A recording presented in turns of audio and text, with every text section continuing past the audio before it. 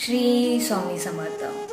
खूप वेळा असं होतं की बाबा आपलं सगळं व्यवस्थित चालू असतं, व्यवस्थितपणे जसं आपण नियोजन केलं आहे, प्लॅनिंग केलं आहे त्या पद्धतीने व्यवस्थित चालू असतं आणि आपण स्वामींच्याही आभार मानतो की स्वामी तुमची कृपा सदैव माझ्यावर अशीच राहून दे. आणि अचानक असे क्षण येतात की आपण जे नियोजन केलं आहे, प्लॅनिंग केलं आहे ते कुठेतरी चुकतं, म्हणजे त्याच्यामध्ये अडथळे निर्माण होतात.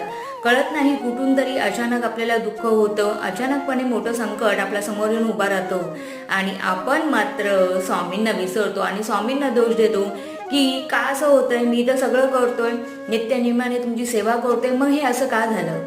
तर ही स्वामींचीच कृपा आहे. ज्यावेळेस आपण एखादं प्लॅनिंग करतो स्वतःसाठी, पण आपल्यापेक्षा सगळ्यात जास्त मोठं प्लॅनिंग स्वामींनी आपल्यासाठी केलेलं असतं. त्यामुळे घाबरून जाऊ नका. स्वामी तुमची परीक्षा घेत आहेत हे समजा आणि आपलं कार्य कंटिन्यू करा. श्री स्वामी समर्थ.